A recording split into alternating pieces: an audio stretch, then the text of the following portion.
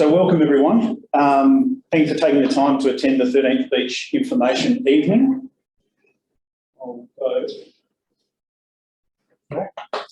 My name is Stuart Skeggs, the appointed client manager for 13th Beach OC1. Also in attendance from Quantum is Natalie White, who's a team leader at Quantum. And of course, David, welcome. Who'll be running a lot of the presentation this evening. The intention of this evening is to provide members with an understanding of who does what at 13th Beach Estate, to provide relevant updates, and for members to ask questions and hopefully provide everyone with an understanding of the community's overall structure. Presenters this evening will be myself, David, and Grant Phelps, represent the chair of 13th Beach Golf Links Limited, TBG 11. So this is us. As previously mentioned, Natalie's joining us this evening from Quantum. You'll note on screen Selena Len, who's the assistant client manager at Quantum. Selena couldn't be here tonight, but she's a key part of the team, and a lot of the e-bulletins and communication you receive throughout the year is produced and sent by Selena. Quantum's general manager, managing director Michael Darby, and general manager Jonathan Smith couldn't be here this evening, but send their best regards. I'm sure many of you have met Michael over the time through shared love of golf, and he certainly has a commitment to 13th Beach Estate. I'd also like to acknowledge the committee members in attendance this evening. At Quantum, we work closely with committees from all different portfolios, and I can say that the 13th Beach Committee is one of the hardest working and most committed to their estate committees we work with. And I'm now going to pass over to David to introduce himself and continue with the presentation. Thank you. Thank you, Stuart. I might just stand off to the side so I can see what is going on here. So my name is David Lipton. I'm the chair of the Owners Corporation here. What you see here is what we call the 13th Beach Estate. It's quite a big area. I don't know how many hectares, but it's a lot. And it goes from the coastline down here of the road, all the way to Barwon Heads Road, across the Lings Road on the right, and farmland down here. To the right of Brings Road is also farmland. To the north of Barwon Heads Road is also farmland. So we are surrounded by farmland, which is why we're classified as a bushfire zone. It's not because of us, it's because of what's around us, which I learned when we met with CFA. So this has all been developed under a comprehensive development plan, which started this whole thing off about 20 years ago. And we would be celebrating our 20th birthday last year, but we had COVID, so we'll be celebrating the 21st this year. So we've been going quite a while. In our estate, so if I go to the next one, what there are is there are many relationships the way this has been set up. So we've got Owners Corporation number 1, and I'll explain that this manages the common property, the front gates, the roads, the tennis courts. That's the summary of what it owns, and we'll get to the more detail later. There's also stage B, which is where you enter when you turn right off Tamara Drive into Cashmore Drive. And that whole area there, it's got Cashmore Drive and the short course and everything else, is stage B. They were developed under a different planning permit. So they're a separate organisation and they have a separate Owners Corporation. Within OC1, stage A, which is where you come to off Tamara Drive, we've got another 7 OCs. And they are where there's been townhouses developed and they've got their own common property being the driveways and the little parking areas there. So even though they have their own OC, they are all members of OC1 because all people in those OCs use the OC1 facilities like Tamara Drive and the front gate. They manage the local properties. Then there's 13th Beach Golf Links Limited, and it owns and operates the creek courses, the beach golf courses. So it doesn't own the short course, but it operates it. It owns the beach and the creek, and it owns the clubhouse in which we are now in the car park. And through an arrangement operates the golf academy as well. So they're the parties that need to work together to make your life easier. So that's what we try and do. So this diagram here, which is one that you'll see coming out in a bulletin shortly, has been done by a cartographer friend, and it shows what we've got here. So BC is beach course, CC is creek course, SC is short course. That's easy. But then we've got OC1 common property, which are the roads here, and the areas in the middle of roads. And then we've got the stage B common property, which is these areas that shaded there. Then we've got land which is not related to us, which is owned by the developer Philip Norton. That's that big slice up the top there. And then we also have our individual lots, these ones here. So that sets the scene of what is going on. We're all surrounded by different things here. So if we're living on 14th Road, looking south, you've got the beach course. So you've got OC1 there, your lot there, and the TBGLL land there. Looking north, OC1 land, your lot, creek course. Over here, looking east, you've got your lot in stage B, which is not for tonight, but you've got company land there and you've got OCB land there. So there's all these relationships that exist because of the geography. These lines here are the paths that we have all come to use, and there'll be discussions about that later on, but you can see how they link across the estate. So we've got OC1. Let's point to a few places, and that's where you and I live. Then we've got OCB, which is those drives up there. And then we have TBGL, who surrounds us all. So I hope that helps you understand that there's actually a bit going on here. So when we do something, rarely do we do it without consultation with others. We need to keep others informed because we all have to work together. So I'm going to hand back. Okay. What is an owner's corporation? What is an owner's corporation? I'll get the technical parts of it. So an owner's corporation is created on the registration of the plan of subdivision. The process of subdivision creates lots, which owners then purchase and sell. So upon settlement of your lot within the development, you automatically became a member of Owners Corporation 1, Plan of Subdivision 443550. As a member, you have legal and financial responsibilities to the Owners Corporation. The registration also creates common property, which David's outlined in the map, for which all lot owners have a collective ownership of through the OC. Both lots and common property are affected by the Owners Corporation.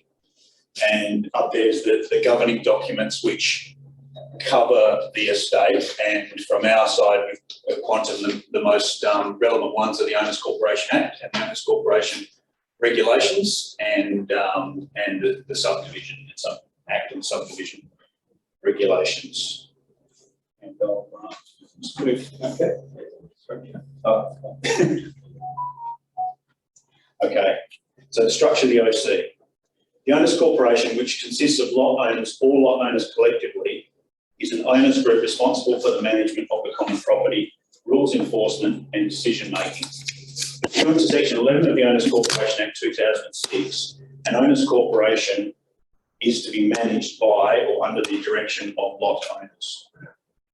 Section 5 brings an obligation that members of the OC must act honestly and in good faith and exercise due care and diligence.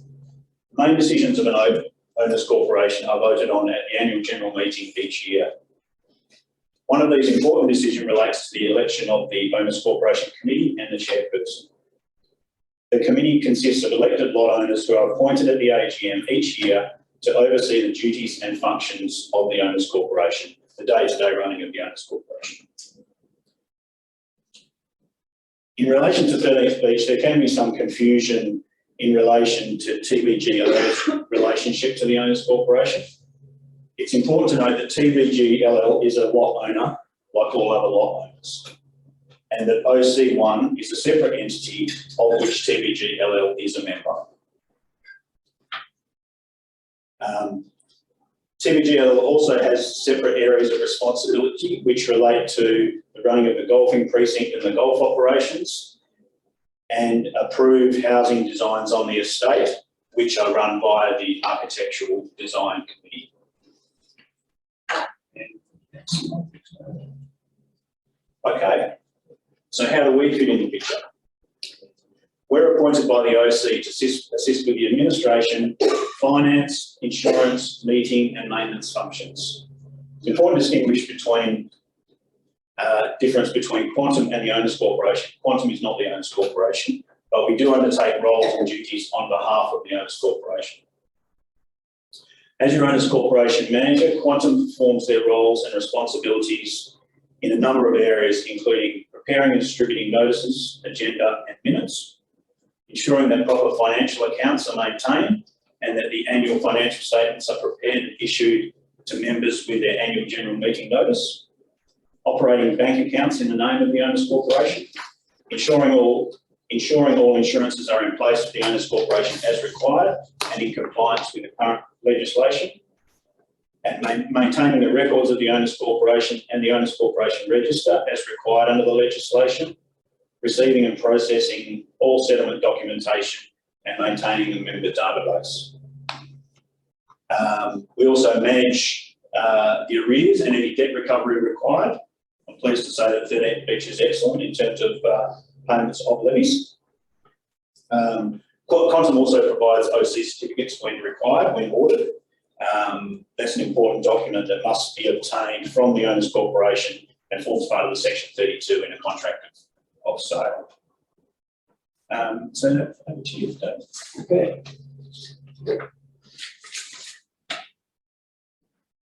So we talked briefly about common property. The OC1 actually comprises 6 roads, 260 lots, which are 160 house lots, 95 apartments, golf courses, clubhouse, car park and golf lodges. So they're the lots that we've got. OCB's got 2 roads, 130 lots, and we all are surrounded by TBGL, which provides this as an activity hub.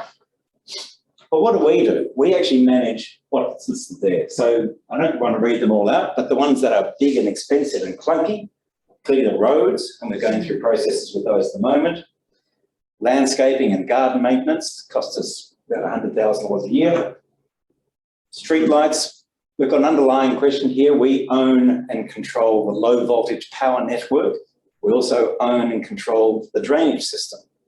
We don't own and control, thank you to a predecessor of mine, the water reticulation and sewage that's now been transferred to Barn Water. I have just, as a folly, asked Power Corp would they be interested in taking this over to start a conversation, and the answer I've got so far is no way known, but it's something to maybe explore, but it's not critical. But we do need to establish maintenance of that, which we have never done before. Tennis courts, which have become far more used in the last few years, and I know this because I live near them. And we've got an OC1 shed, which was built years and years ago on what used to be the old water tank here, which is off to the side of plant of Tamara Drive. And that's been used by the propagation group who are growing hundreds of new baby plants. So that's what we look after. So when something gets damaged, someone drives over a bollard, someone drives into a light stops working, we're the people to call because we run all of that. We have a diverse set of assets, as you can see. And who runs it? On a day-to-day basis, there's only a few. It's the committee, and they are elected as Sue just said, at the AGM, and they go out with all those due cares and diligences. The roles and functions, though, as I see it, is we plan ahead. We're not thinking about what's going on this month, this year. We're thinking about what's happening in future years. We do that through an instrument called the maintenance plan, which is all about capital works going out 15 years in advance. We manage the common property, so we manage repairs and maintenance to the roads and the network, and just recently we've had the drains cleaned again and things like that. So we do all of that, but including the finances, because we've got an obligation spending your money to make sure we've got enough and to make sure we're spending it wisely. And we do that looking forward as well. We protect the amenity of the estate, so we try and make sure that it looks good. If something's fallen over, which we did after the storm last year, the number of residents who got together to start clearing that up was wonderful. And with the collaboration of TBGLL, they gave us the space at the end of Plantation Drive to put it. So but we also got our own chippers in because it was just so much work to do. But that was organised and partly and of course funded by the OC. And we monitor compliance with the rules and decide on enforcement if required. Now, none of us on the committee want to be policemen, but I think all of us on the committee are prepared to if there's a breach that is important to others. So we're all about protecting other people's rights. The committee can be between 3 and 7 people. At the moment, we've got 11. The Act was changed last year, December last year, to make it 7 people without going through a voting process. So that's where we're at the moment. And I think I've covered my points. So who's there now? Well, starting from the top left, we've got Graham Dorr, who's, my note says, constantly promotes improvements for residents and convenes the Gardens Working Group. Karen Matthews, committed to expanding the social scene, especially for non-golfers, and convenes the Social and Communications Working Group. Norm Pidgeon convenes the Strategy and Policy Working Group and is the alternate chair and is involved in a lot of work in that role. Bruce Derrick is the roads man who convenes the Roads Working Group. David Wilson, who we probably don't know but should all say thank you to, is the site supervisor and he fixes everything here and makes sure it all works, and is the convener of the Work Working Group. And the other members are Grant Phelps and Glenn Mills, who are representatives of TBGLL, Ian Wheatley and Russell Howard, which makes up our committee. And you can see how they're broken up in that regard. Oh, and me. So I have a role there from time to time as well. So what are we working on? The current committee activities are redrafting the OC1 rules. I've had this exotic challenge before me since 2018, and it's slowly moving ahead, but it's a long-term project and includes clarification of the OC1 and ADC rules. We've had to get some legal advice on this matter. There's been some changes to the regulations a couple of years ago we need to incorporate, and we're working with TBGLL about the relationship between our activities and that of the ADC. David, define ADC. Oh, thank you, Norm. Fact check. Yeah, it's the Architectural Design Committee that Stuart mentioned before. So when you build a house here and you need to get your plans approved, you do that through the Architectural Design Committee, and then you go to Drum Council. And the ADC is a functioning unit of TBGL, of 13th Beach Golf Links Limited. Thank you, Norm. We're also implementing a new community app and online portal. I don't know, for those who've been trying to access the old website, it's stopped working. I don't know what happened there, but it's stopped working. But we're about to get a new system. The first release of that will be an app, which will be going onto your smartphones, and then subject to some technical issues being sorted out, there'll then be an online portal. And you'll see some notification about that coming out shortly. Next couple of weeks. Next couple of weeks. Yeah. So that'll be, and that allows push notifications. So when we really need to get to inform you about something, we can actually send it out to your phone. We're commissioning a new access control system. Hallelujah. Those who were here at the policy consultation session, I expressed a bit of frustration of the process. We've finally gotten through that. And I'm the guinea pig. I can say it's real. There's 2 cards in there and a couple of pins, even though there's nothing at the front gate yet. But that's due to come in the next couple of weeks. So it's imminent. So for anybody who hasn't applied for their new credentials, you have to do that, or else when you get to the gate, when the gates are closed, you won't get in. So we're trying to be as thorough as if you can talk to your neighbours and say, just make sure you've done that. It's really important. So that will be coming on shortly. It's got the choice of, in the old days, we had the PIN, the card and the remote. If you've had those, we as OC1 are replacing those because the system has failed. That's costing us about $6,000, but that's what we have to do. But we're also offering now a keypad fob. So for those of you who live in apartment buildings, like I've got in Melbourne, that's what you get, one of those. And that just means it's always with you. It does nothing different to a card. You've still got to reach up and put it next to the reader, the front case. The reader will be a new reader. It's only one thing. It's got a keypad and a reader built in together. But what we're doing is we're moving from 2000 technology to 2021, 2022 technology. So we've got a lot more flexibility. It's a 5-digit PIN code. They're random, so you won't be able to put in 4 and 3 numbers and get in. That's going to stop. And they're randomly generated. So that's what's happening. And with Quantum's help, each person who's placed their order will be getting either a packet like that for collection here one night and one day, which we communicated and we've sorted that out, or posted to you, and that's been organised now.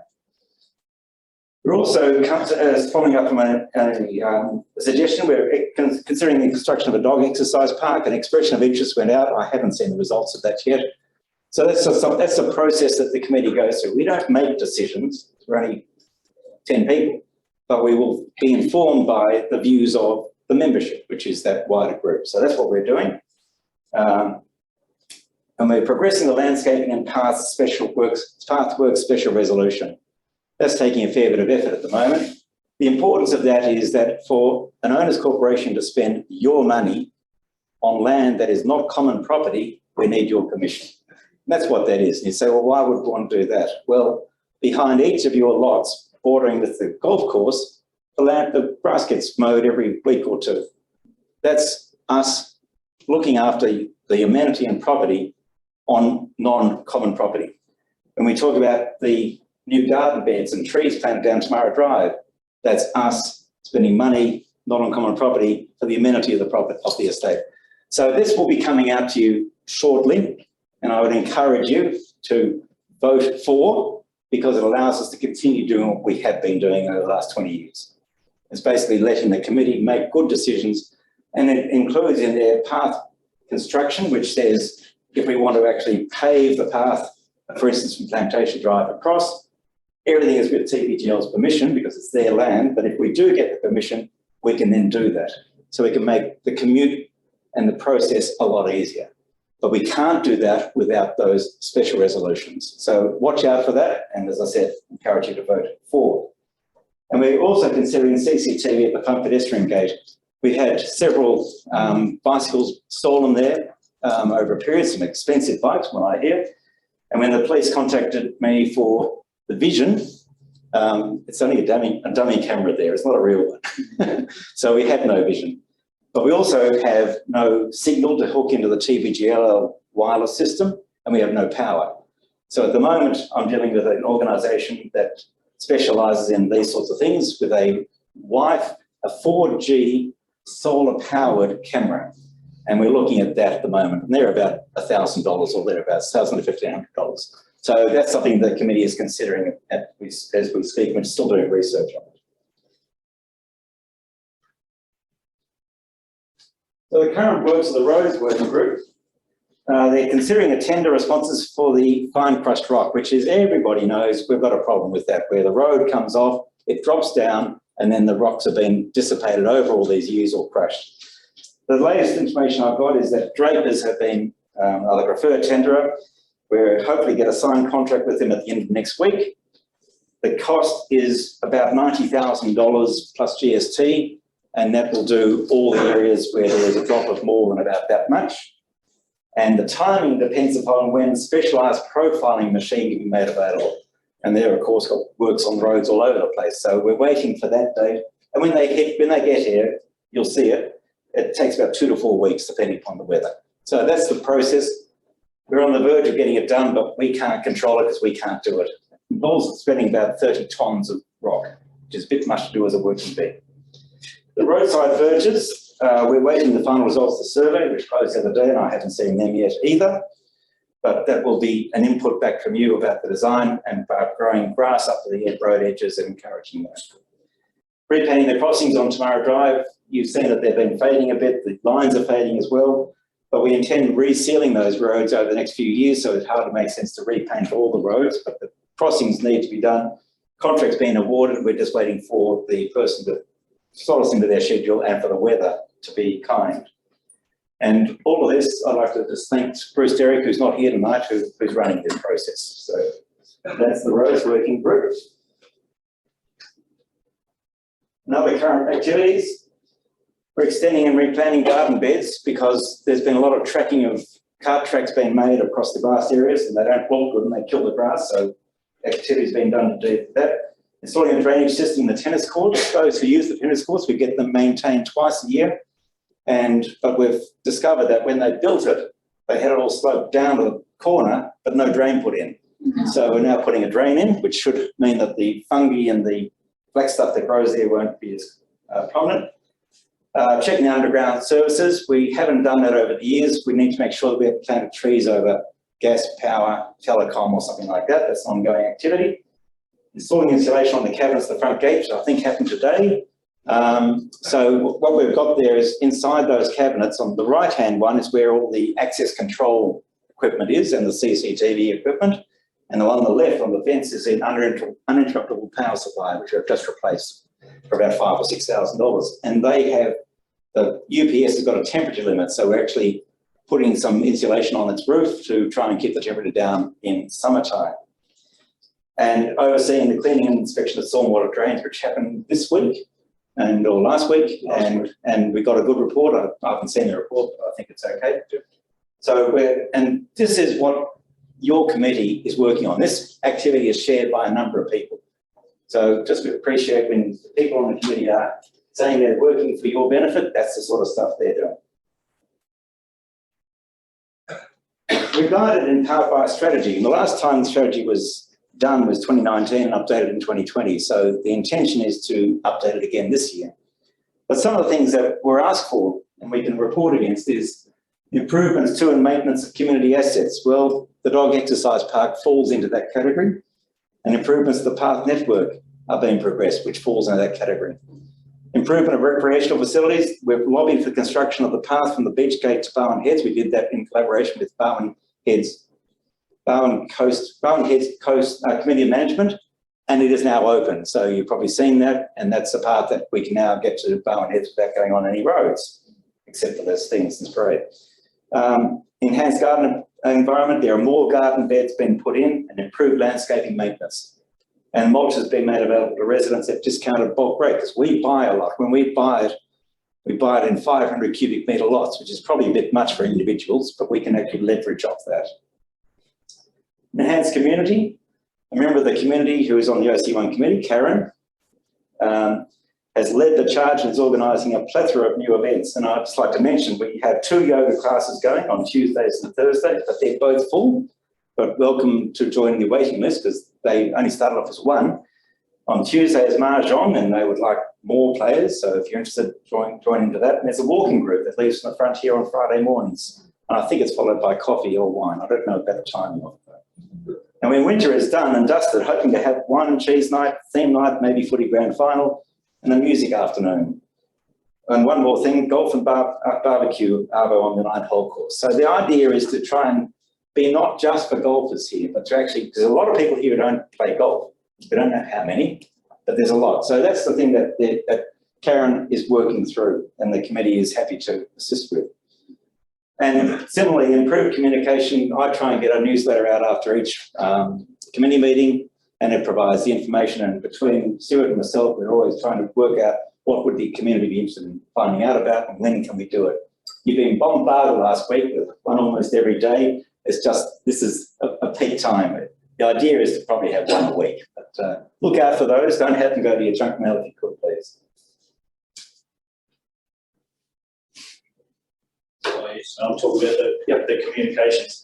So aside from the levy notices, which we send out, as David mentioned, we send the e-bulletins and other communications that you receive. And yes, it's been a lot for the last couple of weeks. The committee has a lot on their plate, and so we're pushing out a lot. And many of you would have received communication in the last couple of days about the front gates and the process for the cards and the PIN numbers, etc. We also, I'll take the opportunity to also just indicate in our city, we're governed by legislation in terms of how we can deliver things, or how we can deliver the levy notices to you. So in our system, there's a number of there might be people. If you're receiving a levy notice by print, that's because our system says that was your preference. Now, that might have been your preference 20 years ago when you bought, I'm not sure. But if you do want to, rather than receive it by post, receive your communications all by email, including your levy notices, and let us know, email us, and we can change that preference. as I look through, I think, oh, well, maybe people don't want to receive things by post anymore, but they, aren't realising that you just got to, we're governed by what you told us, which might have been many, many years ago. So from a communications perspective, if you'd like to receive things by email, just drop us an email and indicate that that's a change of preference for you. So we're not talking about a special resolution coming up, it's going to be a ballot that will go in accordance with your request. So it'll go by snail mail if you haven't selected electronic, because the Act requires that. And I think we'd all prefer to receive everything by email these days. It's better, it's easier, it's quicker. So I'd encourage you to take advantage of that facility. And so aside from that, from a communications perspective, we act as the secretariat for the architectural design committee. So we're the middle guy, I suppose you'd say. We're not necessarily making the decisions.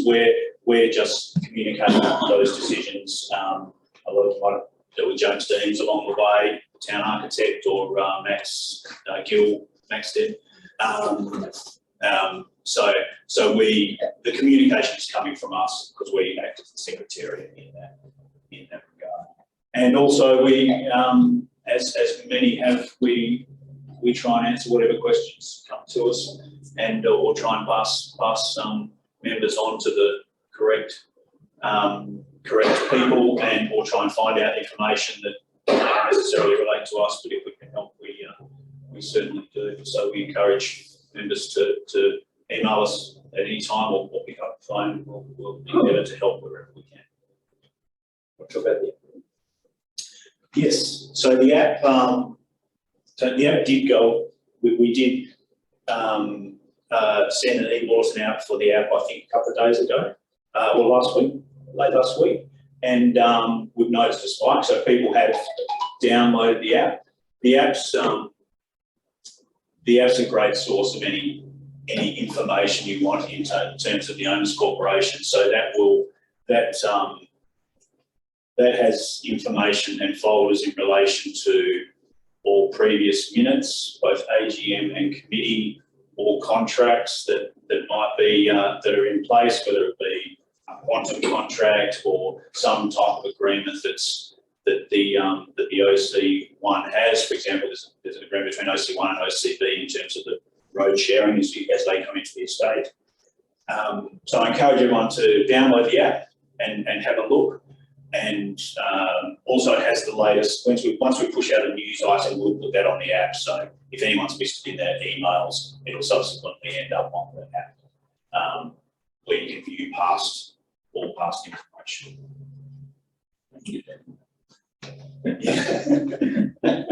Okay. There's also information for feedback, for you to feedback information, and payment through the app. Yes, so there's the option for you to also go through to the Quantum Owners portal, which will then redirect you to the debit payment system. There is also the option, you've also got the news and updates, just a snippet there of what you'll see on the main screen. So you'll have all of the news and updates as well. So as they come through to your email system, we'll also actually provide that on the app as an article, so you can view that at any time if you have missed or you've accidentally deleted that email. On the app as well, we will have forms from time to time which we may share with you. So you can actually update the details via the app, and all of the information will get redirected to our team, and we'll update those details and then let you know once that's been updated. There's a call option, email option directly from the app. Also, anyone who hasn't received the email with their app login details, so their login email address, which is just the one that you've provided, and also the password. Anyone can actually download the app and then request a password from our team. And it just takes about 24 to 48 hours for us to upload you as a new user onto the app and send that communication out. It is available to all residents as well. So we do have access only areas for owners, so being that with documents and other Owners Corporation specific related matters. But there is also a section there for residents only. Okay. We're about to start a transition across to TVGLL. We have a Q&A session at the end. Is everybody okay to hold on to their questions and do it all at the end? you. So we all reside with us and have neighbours, 13th Beach Golf Links Limited, and TBGLL is the acronym that you'll see all the time, as much as we're OC1. The roles of OC1 and TBGL are often confused. So I know that Quantum gets questions, or I get questions, or Craig gets questions about the wrong organisation. TBGL owns and operates the beach courses, and the clubhouse and the car park operates the short course. If you want to discuss anything golf, food or drinks at the clubhouse, TBGL is who you call. If you want to relate to the golf academy, call them directly. And relate to anything else, that's us. So just separate those three things out. TBGL is our neighbour of almost every residential lot. I think there's 2 or 3 that aren't. TBGL pays the fees of people of more than 70 house lots. So they are a key contributor to us. And for the benefit of members, it is critical that this long-term relationship, an unavoidable relationship, we cannot separate ourselves, is maintained and respectful and close. And that's something that I certainly try to do, and I know Grant does as well, because we have to work together. We may disagree over various things and have views about that, that's fine. But from my point of view, if TBGL wants to do something that as a residents group we're not happy with, we'll let them know, and the committee may deal with that as long as it's within our bailiwick, and that's very limited. So that's the communication that we have. I'll now hand over to Grant for a more thorough introduction to TBGL. Thank you. Hi everyone, thanks David for the opportunity to talk on behalf of the company, and I'll use that language, TBGLL, 13th Beach Golf Links Limited. Is, as you've heard, the entity which owns and operates the golf facilities in this facility. And it's my genuine pleasure and privilege to be chair of the organisation. I have been for some 17 months or so. And You pointed there all the oh, okay, thank you. And so what David's asked me to do tonight is just expand a little bit on the relationship between the company and the OC. And I'm really happy to take some questions at the end of this, if you'd like to. Let's not have questions about whether the bunker on the 15th hole is in the wrong place. That's not quite the intent tonight. It's really about the interface or the relationship between us as the biggest lot owner in OC1 and you as residents and lot owners from an OC perspective. But with that, we've done some work recently around our strategic plan as an organisation, and we're a big entity in the context of the Bellarine. We think we're one of the biggest employers on the Bellarine. We employ about 80 staff. We're about to become a $10 million business. We have 1,100 individual shareholders with a plan to gradually increase that. We're planning to go to 1,800 members over the next 5 years. So we're a significant part of the Bellarine community. We're a significant part of the Bellarine business community. And we're obviously a very significant part of this estate. This is our purpose as we've recently defined it in our new strategic plan. And if you haven't read it yet, you're welcome to read it on 1 or 2 of the easels as you walk out the front door. We want people to understand what we're aiming to do. We really do see ourselves as an organisation as having a purpose around adding meaning to people's lives. We primarily run a golf business, but we also run a significant hospitality business. And we run a really substantial residential accommodation business out here. And through those various parts of our business, we are really intent on making a difference to people's lives. I think that's a pretty important shift away from a traditional mission and vision, which really do see our purpose in this way. And we want to also be able to provide an enjoyable, engaged 13th Beach community. And we see that in the broadest intent. The 13th Beach community is not just those of us who are in this room, those of us who live in this estate. The 13th Beach community spreads far and wide.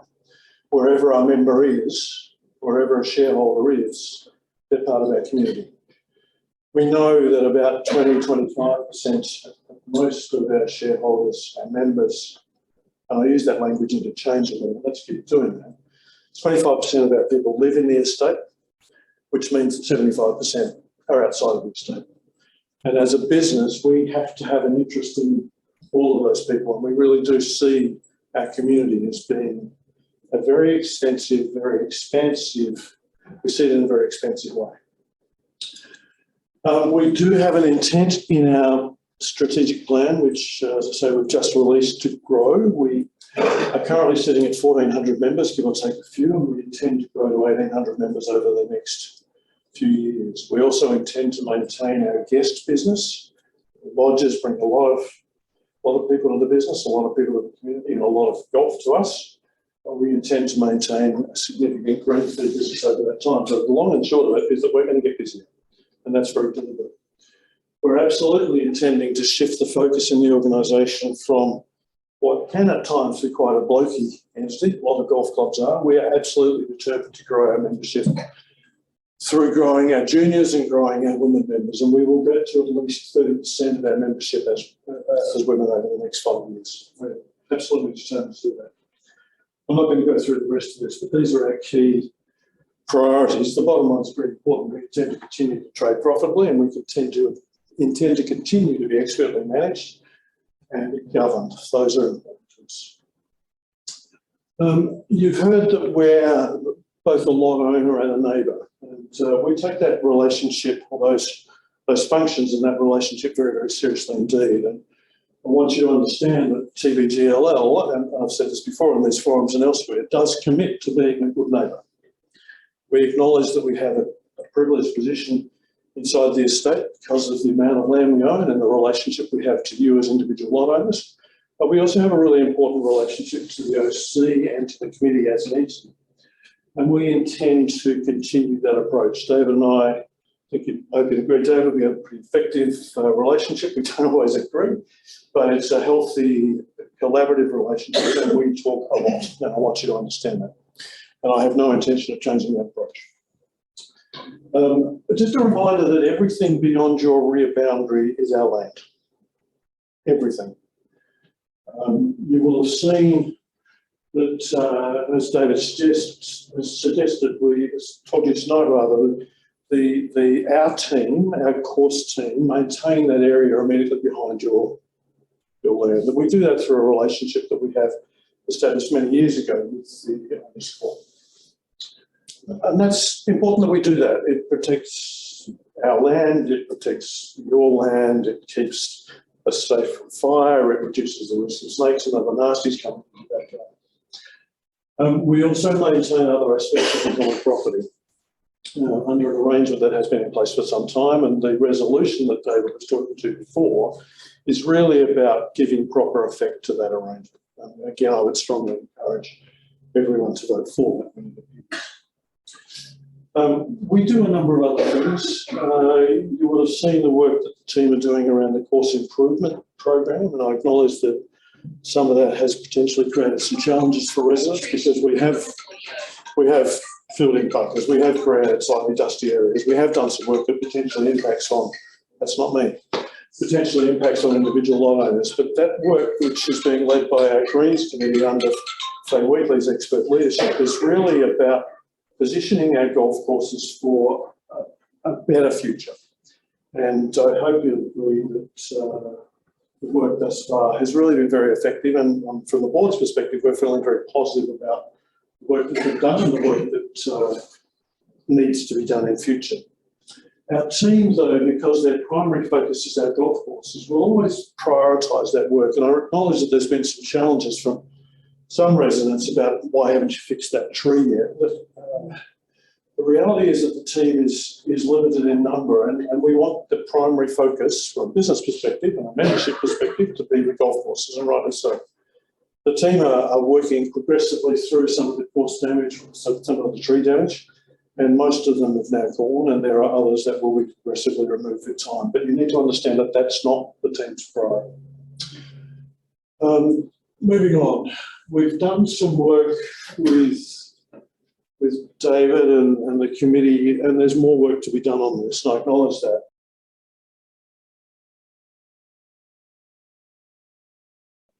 Around what I'll call access to company land. When you buy a property in this precinct, and for full disclosure, Lisa and I, my wife Lisa and I owned a block of land in the estate for 20 years. We sold it 12 months ago. So I'm intimately familiar with this as both a lot owner and as chair of the board. When you buy a property here, you buy a right to look out to the golf course, it says.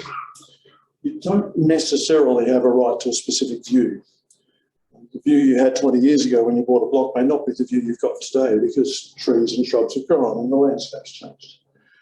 CBGLO will always reserve the right to use its land as it sees fit. It is a golf course, and we acknowledge that in order for the golf courses to be contemporary and relevant, that we may well need to make changes to them from time to time, and we're doing that now, and it's very likely that as the estate continues to develop, that more work will need to be done to the golf courses.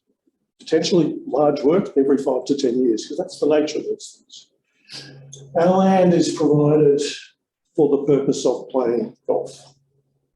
It's not provided for the recreation of residents, nor the public. And it's not a thoroughfare. And I don't think anyone should assume that access to our land is automatically granted. I know there's been perhaps a history here of the golf courses being seen as part of our general amenity. I put it to you that that's actually not the case. The company is concerned about safety on our golf courses, and we've had many episodes where the safety of individuals has been put at risk because they've been on the golf course when golf is being played. I have to say to you, from a risk management perspective, from an insurance perspective, from a liability perspective, that really worries me. From a healthcare perspective, as a co-caring member of the medical tribe, it worries me even more. We shouldn't be putting people at risk. Additionally, we're trying to grow this business. We're trying to grow our membership. We're trying to get people engaged and involved in golf. We want to grow the game in this region. The last thing I want to see happen here is one of our new golfers accidentally hitting somebody on a golf course when they shouldn't be on the golf course. That's something we can't manage. And so we really are asking you as individual lot owners and your guests and other guests who we know come to the estate to stay in a number of places, to be very aware that you are living on a golf course. And so the company's doing some work to try and understand how we best work with the owners' court and with lot owners to ensure safety. It is our highest priority. The way we manage it now, and you may not be aware of this, but the way we manage it now is we require everybody who's playing golf to check in with that team so that we know who's on the course. That act of checking in with the team and then going playing golf, we think covers that golfer from an insurance perspective, and it provides some reassurance to us, the company, that we know who's on our courses. We've got a duty of care which we exercise in several ways. The design intent when the courses were originally established is that no house boundary could be within 75 metres of the middle of the fairways. And if you walk around the courses, as many of you do when you play golf, and you look to the houses, you'll see that in almost all instances there is that sort of gap from the middle of the fairway to the house. That's a deliberate design principle to keep houses away from golf. It's very rare in my experience playing golf here for a house to be in real danger from a straight ball. That's very deliberate. It's about managing risk. We also are putting some effort into what I'll call golf etiquette, and the golf club is helping with this, about ensuring that people are aware that they are playing golf in a residential precinct. But the quid pro quo of that is that we need people in the residential part of the precinct to be aware that this is a golf course. And so we're really keen that only golfers, and our staff obviously, are on the golf courses when golf is being played. So my plea to you is please don't use the courses as parkways, as recreational spaces, as crossing points. That's not the purpose of that land. Permission has not been granted to do that. I really want you all to understand. The Architectural Design Committee is a subcommittee of the TBGL board, and we're doing some work within our board context to try and ensure that that process is as tight as it can be. It's in some ways a hangover issue because of the way the place was set up. And what David was alluding to previously is that it's not something that the owners corporation could take on. It's something that we have to own from a company perspective. And so that my task as chair of the board is to make sure that that's working as effectively as it could, as it can.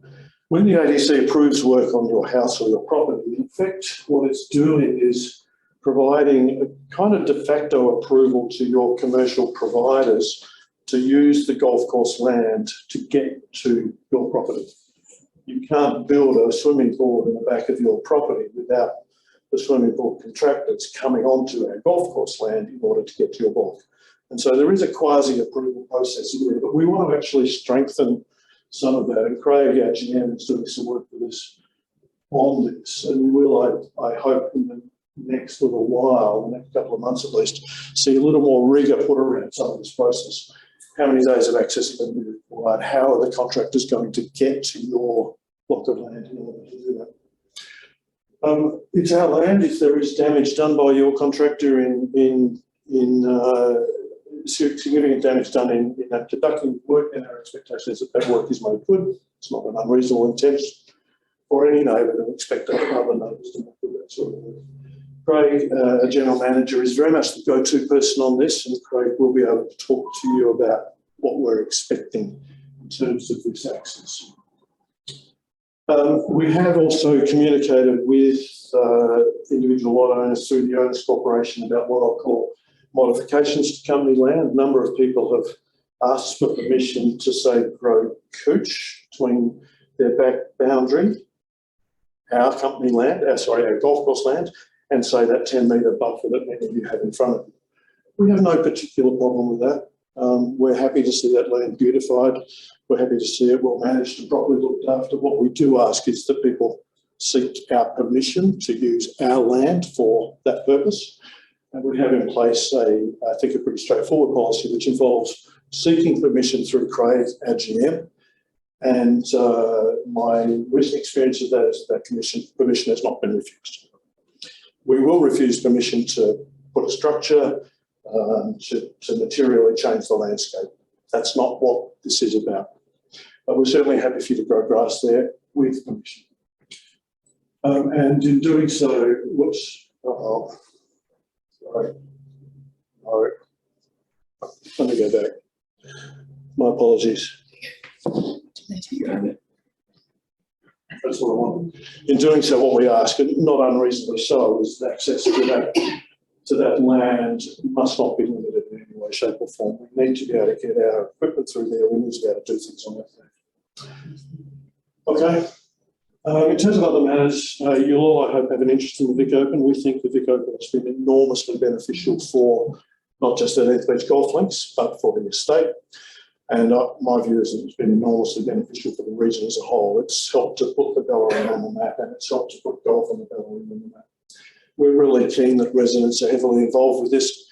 It is going ahead in February. We're yet to confirm dates, but it is going to go ahead. We're a little unsure about beyond that, but we really are keen that residents are involved. And I know many of you are. You billet people, you volunteer.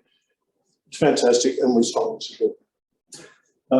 David alluded to 20th anniversary celebrations. It is our 21st year this year. We couldn't celebrate properly the 20th anniversary of the company last year because of COVID, but we intend to do so in November of this year. And many of you are shareholders and members of our organisation, and you're very welcome to be involved with that. Last point, dogs. Please put your dog on a leash. Dogs have to be on a leash throughout the entire estate, David. And they certainly have to be on a leash when they're on TBGLL land. I've seen 2 dogs out there today not on leashes. That's not acceptable. And we'll be asking Craig and I are talking about a process whereby we find a way to help manage that. It's just not on our land. It's not on the estate. I acknowledge David that's council. Yeah, and that's part of the rationale for thinking about building a dog park, to be fair. The last thing to say is a bit of positive news. We do have a system in place here where residents who we acknowledge are important to the precinct, but they're also important to us as an organisation, residents are entitled to access what we call a resident loyalty card, where as a resident who's not a shareholder, not a member of the golf club, you can access the same benefits when you're using our hospitality facilities. In essence, 10% off food and beverage. If you don't currently have one of those, we encourage you to talk to the membership team about getting one of those. If you're a member of the golf club, you already get that. So with that, I will stop, except just with one other set of comments, and I apologise for thinking I'd already finished. We really, in an attempt to grow the organisation, we really want residents to be part of this. We want people to enjoy what we've got to offer here. We particularly want people to enjoy what's terrific golfing facility. So think about becoming a shareholder member if you're not already. We really do welcome sessions like this where we can help people understand what TBGL is and how it fits into the precinct and how we interact with the company, with the owners club. We all have rights and responsibilities in this relationship, and I think it's pretty important that we all understand this. As I said before, we are intending to be a good neighbour. We will not sway from that. We will do what we can to be a good neighbour. We want to see that as a two-way exercise. I know from David's perspective, so that's absolutely the case. We do want to keep working with you. We do want to keep working with David and the committee. And I look forward to more of those sessions, David, where we can share our learnings, but also share our commitment to what I think is far and away the best golfing residential estate in the country. So thank you. Happy to answer questions. I think we've got some food coming shortly. No, we're done. Yeah. Any questions? Thank you.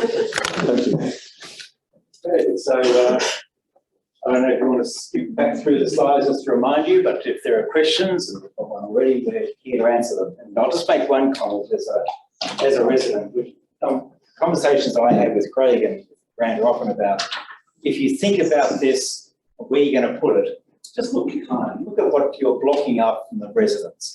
A tree can go here and not affect things, or it can go there and affect the view. Put it here. So that's some of the conversation we've been having about just being mindful of what the impact is.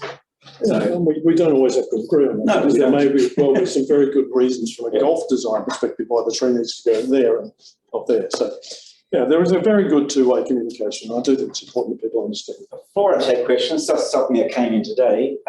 As a result of some querying by residents, I don't think many, but the Geelong Council has revisited their hard waste collection protocol for here. And the one we have been doing for the last 2 years of the 6-monthly collection, that's stopping. They're not offering that anymore.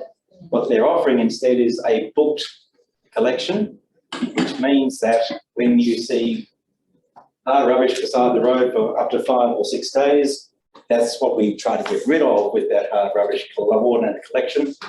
Don't blame us. And this all started because originally someone at Evian put out couches and it stayed there for a week because the council doesn't guarantee a collection date. It just says sometime this week. So if you see that, don't complain. It's something that's happened, it's arisen due to complaints, and you'll be entitled to 2 hard waste collections and 2 mattress collections per year. But when you go onto the Geelong Council website, that's the process you now use. Okay, that only came in today. Thanks very much. Questions, Rob? Look, if I might initially say, I think we're all very fortunate to have David Benning. That's not a question. I've got to tell you, having chaired the position that he's got over 10 years ago, it was nowhere near as onerous as it is now. He's done an absolutely outstanding job. We should feel very fortunate that we've got him. The commitment that he's made, he gets nothing financially out of it, but a lot of heartache. So a round of applause, I think.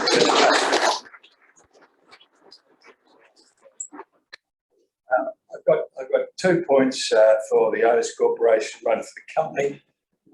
As far as the Owners Corporation is concerned, could I ask the question, as far as ground maintenance is concerned, to what degree does the Owners Corporation engage in ground maintenance in grounds which are not Owners Corporation land? And if we do that, who do we do it for? And do we get recompensed for it? And if we don't get recompense for it, why not? Okay, So that's the first question. Right, yep.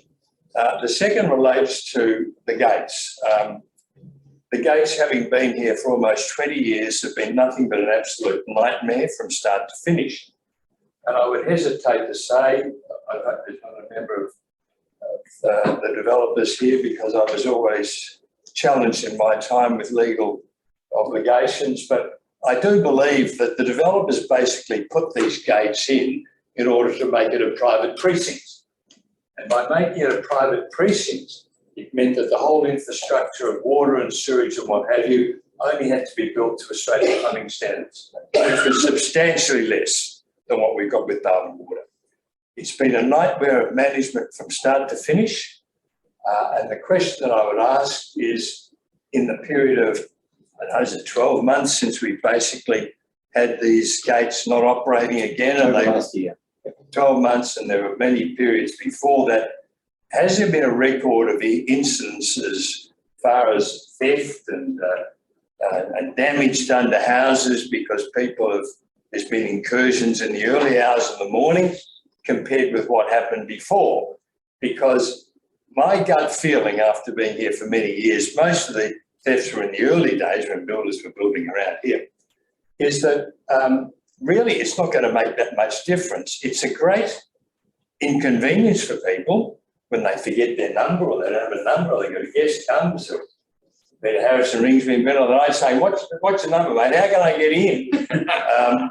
Really, personally, I think it's a bit of a nonsense. And we are now a small town, and to have these small gates, which have been dysfunctional for a long period of time, to continue with that, I think is not worthwhile. I believe CCTV TV and all of that is very worthwhile too. That's another comment that I make. The final relates to the company, right?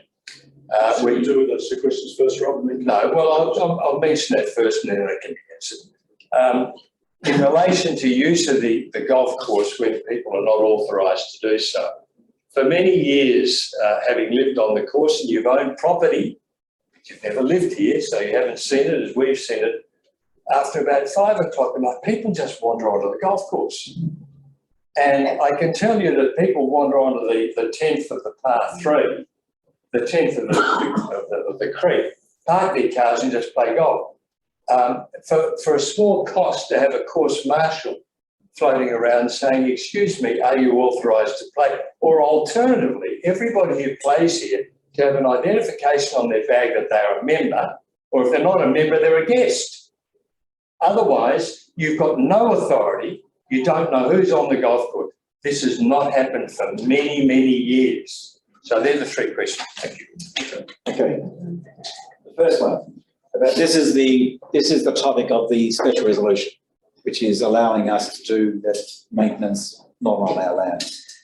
So the areas we're talking about that we look after and is our land are the Plantation Drive Loop, 4th Loop, Cypress Court area, the tennis courts, Tamara West. I was driving down Tamara Drive on the west-hand side. There's the big area there.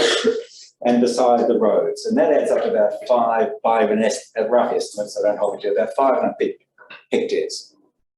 The areas that are on TBGL land that we look after are these mowing strips behind the lots. So that's about 10 metres wide. That's about 6.5 hectares. And the area at the front of Barwon Heads Road, where the large mower just goes up and down, takes about 20 minutes, I believe, between the fence and Barwon Heads Road.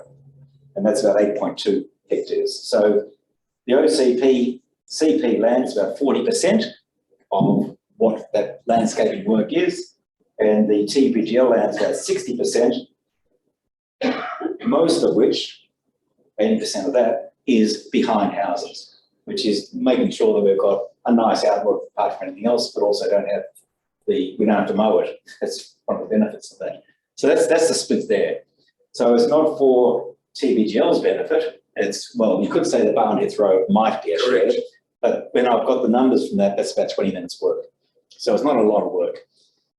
It's because they've got the equipment that we don't have. But it's the one behind the house, and I think we are all beneficiaries of that. So that's the one that's there. Does that answer the question? You've given me the answers. Yeah. Thank you. The second question was with regard to the gates. I've not been made aware of any thefts or whatever for the last 10 years. So I don't know if I just don't know, but I've not heard anything changing since October last year when they failed. What we have had is bike thefts, that's what we've had, but we've remediated that because the gate at the front wasn't secure enough. Dave has done some work on that to make it more secure, and that's when we're also investigating CCTV. But I know that, you know, for speaking personally, my wife is more comfortable here when the gates are closed. So it's just whether it's I used to do alarm systems, burglar alarm systems when I was at university. And I go into a place and just putting up a speaker box on the front would lower their risk. It's just, you can go next door was the answer, was that if you don't have it, go next door. And I think that, so the deterrent factor, it may not be the most secure, but it is, I think, a deterrent. So we're about to get that going again. No one has come to me saying, what are we doing it for until tonight? What they've come to me saying is, when are we going to have it? So it's been the opposite. So I think that we've got the budget, we've got the money, it's happening. We've now, as a committee, we've entered into a preventative maintenance program. So the gates had not been maintained since 2001 or 2002, and we had the hinges maintained about 6 months ago. And it was lucky they did. They had completely worn and the bearings are about to fall off. So we're now entering into this proactive, so we don't have things fail in the future, we actually deal with it beforehand. And that's part of that grand scheme, and that will be working again shortly. So I hope that answers your second question. It does indeed. Over to you, Grant. Thank you, Rob. Thanks for your question. Look, we acknowledge that over time there has been what I'll call a custom and practice of let's use residents rather than lot owners using the golf courses in the way you're describing it. But also acknowledge that because of the layout of the golf courses, the creek course in particular lends itself to people just wandering off the street, which I think is what you're referring to. Acknowledged. I think though we'd all agree that in the last 20 years, and certainly for as long as you and I've been involved here, Rob, the place has changed immensely. There are many more people living in the estate. There are many more people coming here as members and as guests to play golf and to use the facilities. The other thing that I think has changed immensely in the last 20 years is that the world we live in has changed profoundly. And from an organisational standpoint, from a governance standpoint, from a risk management standpoint, our world is profoundly different. And those of us who sit on boards and direct companies will understand how dramatic some of that change has been. We have a significant duty of care as an organisation to our golfers, to our members, to our shareholders, and to our stakeholders. And from that perspective, the residents through the OC model are significant stakeholders. We have to find a way to reconcile all of this. And I don't quite understand yet what that absolute answer is, Rob. But I do think it behoves us as a company to protect the company, to protect our shareholders, and to minimise that risk that being on the golf course where golf is being played presents. I'm sure we all understand one injury with the golf ball is a terrible thing. We've had a death on the Bellarine Peninsula in the last 2 years from playing golf. I don't want that to happen in this estate on my watch. So we have to find a way to deal with it. I don't know what the answer is at the moment. I think it is collaborative. I think it's shared. I think it's a responsibility of us as a company and our stakeholders. We'll certainly be working towards something and we will keep talking to David about that. So please watch this space, but please help us to do what we need to do, which is protect our people, to protect you. If I might just say, it's, without dwelling on this, it's a simple enough thing, Craig. If people are playing on the golf course, they've either got a membership card or they've got a guest card. And if they don't have that, they shouldn't be on the golf course. And so everybody who checks in with golf operations when they play golf, they get that. As you do in most golf courses. If you don't employ that, you're obviously not taking the responsibility you should to ensure the control of people on your golf course. Yeah, well, it's a fair point. And we have some challenges with marshalling, as you know. I don't have my 13th Beach member tag on my current golf bag because I changed golf bags this morning for a couple of reasons that don't matter. How do you police that becomes the problem. And it's not just a matter of saying a tag equals access. So this needs to be nuanced and it needs to be done in a way which protects the company but protects those who are using the golf courses. So please bear with us while we work through this. It's in everybody's interest that we get this right. And I certainly make the point that I think we should be able to find an accommodation, and that's the conversation that needs to continue. Question? Yeah, so I have a number of comments and also a couple of questions, if you just bear with me for a minute. The first is around the tone of the current barrage, it's the only way I can describe it, of communications that are coming out. And I'm actually finding that quite toxic. You will do this and this. I'm not a naughty child. I'm actually an adult. I have been for a long time, and I don't appreciate that sort of activity. And I don't appreciate being told that I will not get access to my home if I don't comply with doing X, Y, and Z, which I have complied with in the time frame that was set. But getting this constant barrage of emails, I think, is completely unreasonable. That's my first comment. My second comment regards the golf club.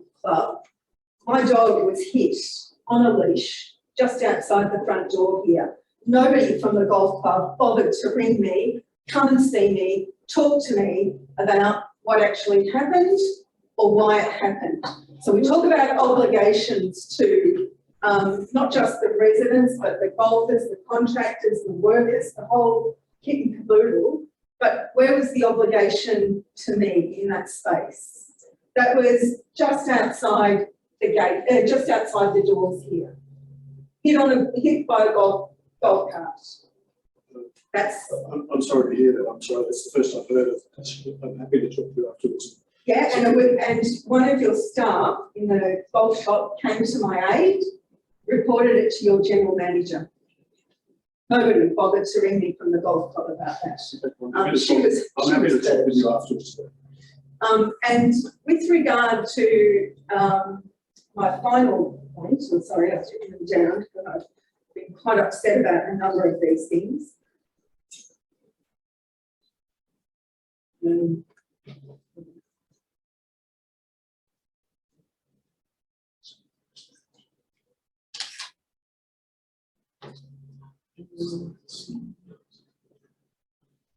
I'll remember the one. I'll get my question and I'll come back to you. I'm sorry. But coming back to the tone of the barrage of communications, is that the ones from the OC or from somewhere else?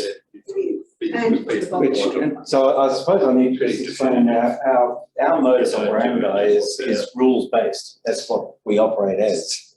it's the tone. It's the tone, David. Okay. You know, you will apply for these. You will do this. You will do that. You will do it. You know. I don't know if have we sent. Anyway, doesn't matter. There've been multiple of them, and you know, perhaps you need to target things to people who are actually not compliant. Can we talk afterwards? I'm not sure that we've done that, but or what context that's been done, because we don't write saying about timeframes and things like that. That's not our communications. But let's talk about that afterwards, and I'll take it on board. Because the normal process on these bulletins is that I draft them, a couple of people look at them, and then we send them out. So that's. I think it's more than the actual golf links state coming from ground. Well, that's what I'm just trying to clarify. Yeah. That's again a reflection of the confusion. Well, when you're you know, upset, that's something you do with others. Yeah, and similarly, I do need to say that an owners corporation is governed by rules, and the rules are imposed. So I'll certainly look back on what I've written and say, you know, you must, whatever else, and maybe turn it down. But the answer is you must, because that's what the rule is. But I mean, I'll take on board what you've said. If I can't get into the estate because somebody's locked me out and my home is down in Cypress Court, and I've just remembered my final point. My final point is I have a torch, okay, because the lighting down there is so appalling. Down where? 14th Road into Cypress Court. The lighting is so appalling that I could fall down tonight, a great big hole that has been left by Powercor, where they have put their obstructions into the middle of the road. As I drove along there last night in the dark, coming home from work, there was no sign, there was no temporary lighting, there's no permanent lighting, and you can't see what is coming around that corner. You haven't got hope in hell if there is a second car. It's just a nightmare. Now, that road needs to be widened. There needs to be at least a mirror and a light at that curve. Well, you've seen on the roads thing, which I didn't read it out and specify, but we are looking into potentially some road widening of some selected areas. I don't know if that one is on the list. I can't remember. I think it is. It is?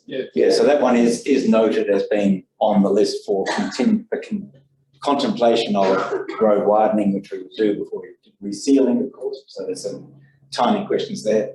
But as far as the power cord, that's beyond my jurisdiction. I would have thought they would have done what was required to be done, but if they haven't, that's something I can talk to them about. But in terms of lighting, Isn't that being addressed at the moment? You lighting past the academy around. well, I was about to clarify: is it beyond the 13th Beach Resort? It is. So that's ours. It's on 14. It's on that train. on that track then. So I used to live down there, but I'm not aware of it. So now you've raised it, I think it's something we can do a walk at night time and see what we might do. Well, you've had lights from the clubhouse down to the condominiums that have not worked for 3 years. And now that's that is a conversation I've had with the general manager of 13th Beach for about 2 years. It's a conversation and it's been in there. So it's a conversation because it's on our land, but was put in by them into their path and a whole lot of things. But it's literally on my conversation every time I catch up about where is that at. And the option is that we actually take it away and just go away and do it. But if we don't have a power supply there, it comes off clubhouse power supply. So there's a whole lot of things involved there, but I think with ground here we can escalate that. Yeah. Because again, you're not having to. Yeah, we'll do that. But I think, could I just make a request? You've got Quantum's email address, you've got mine at various times. It doesn't work anymore, the share email address, but I've had it at one point. Rather than wait for a meeting like this, write to us. We're quite responsive. And, you know, if there's something bothering you about something not working or something that could be improved or whatever, just let us know. And we can then respond and start that conversation. So if I can make that general request, not specifically related to those matters. So we'll look at the lighting down 14th Road, we'll look at the lighting between. The answer that I've got is that TBGL is looking at upgrading the lighting in this precinct. So it's been waiting for that. But that's a conversation we can have about maybe prioritising that. The dog is not something I can answer to in terms of the columns I will review, but I will look at that. Okay, questions? Other questions? Oh, Karen. I haven't got a question. I just want to explain to until I sort of joined the committee, I didn't understand where you can walk and where you couldn't walk, etc., etc. I've walked around Cyprus and it is pretty isolated. And as David said, if the lighting's got to be looked at, we'll look at it. Did you write anything to the committee or to Quantum about the lighting? That's what I got. Have I written to them? Yeah. No, I haven't written to them. I have. About the lighting. The lack of lighting. And the lighting not working. Yeah, well, I'm a. We will take this on board. Yeah, I'm just going to. I'd like to sort of say I'm not the engineer. I'm the social person. I wrote the party, but I enjoying the committee. I'm understanding things more. But I know as a resident here, if I've got a beef, not as far as a committee person, if I've got a beef about what's going on in front of my area or whatever, I don't ring David or send it. If I want a beef, I send an email to Quantum because then they will deal with OC1 or have the talks. If we don't stand up and say something about what you want from the OC1, other than sort of talking about it around the corner, email someone and just ask. I'm standing up in a forum Yes, of other people. I know, but then you would, but we can't deal that right now. And as David said, we'll talk to you later. But I just wanted to explain to you, we're sympathetic. We've had a friend that's lost a dog around here as well through a car. So we understand all that. I'm a resident before I'm a committee person. So just try and be a little bit. We would like to know about problems before they become bigger. Yeah. Also know, with lights being out, every time someone has notified Quantum, they get straight onto me and that light is fixed within 24 hours. It's no light there. No, but Yes, I know, but I can't do anything about that. But if there's a light that's out, someone said there's a light out. no, the ones in the path. They're ones we're trying to figure out the wiring for and all that sort of I've business. pulled all those. What you've successfully done tonight is escalated. Thank you. And we got a pizza cooling down. So just one thing, I'm Michelle, right, obviously. I had a beef about something in our area, and I notified Grant, and Grant, I don't really know you, I didn't even know your face, so I now know you. But, you know, Grant was fantastic. He responded really well to every email I did, and I think about probably quite a few. And the issue was resolved really quickly because I talked to Grant certainly on email, and he was fantastic. So I think that's what we have to do. We need to have some response. We need to pick, and you know, he may not always be able to answer all our problems, but at least he listened and he did respond. And I was really grateful for that, and really grateful for the response I had as well. So I think you know. So again, I know your face, but I know now. thanks, Michelle. So again, the message is there are multiple organisations here. If you write to Quantum, they'll pass it through to the right people. If you write to me, I'll write back and say it's not something I can deal with. I presume if TVGL gets that, they'll do the same thing. So don't hold back. We're all in this together. We're all trying to make this better.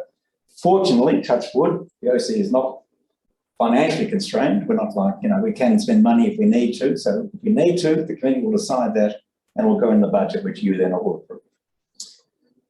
Any other questions I ask with some trepidation? Can I just add something to the maintenance? Yes. So for everyone that has actually downloaded the community app as well, we do have an online form where you can report any maintenance matters. So even if you're not aware if it is a maintenance matter on common property, still send it through. You can actually attach a photo as well, add any details, and then we'll look into the location, and then we can pass it on to the appropriate party as well. So just be mindful of that, and make sure you download your apps.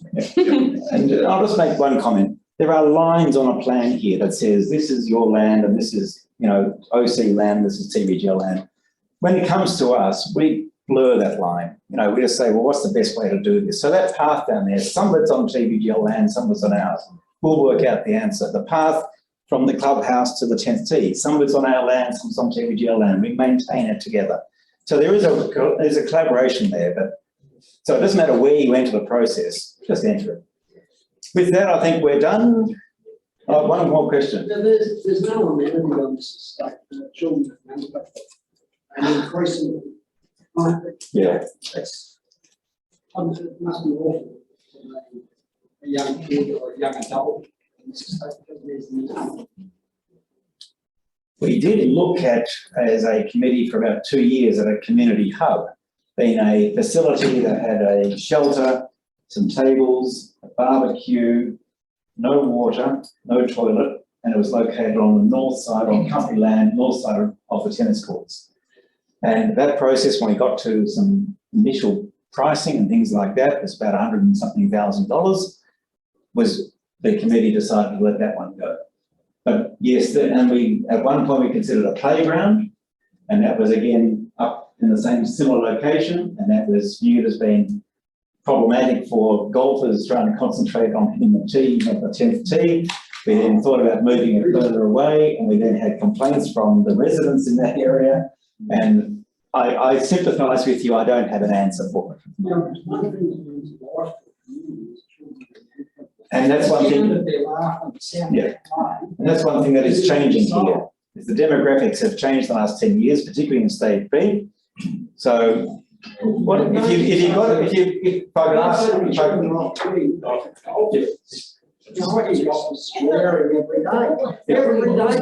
if I could ask, I don't know who you are, but if you could write to us, if you've got a suggestion, that's what gets most things going. It may not end up being done, it may not end up being the same, but at least a suggestion, you get something for the committee to think about. Okay? With that, I think we might close now. There is some pizzas behind for us to have pre-dinner pizzas, and the bar is open if you want. But thank you for coming. I appreciate that. And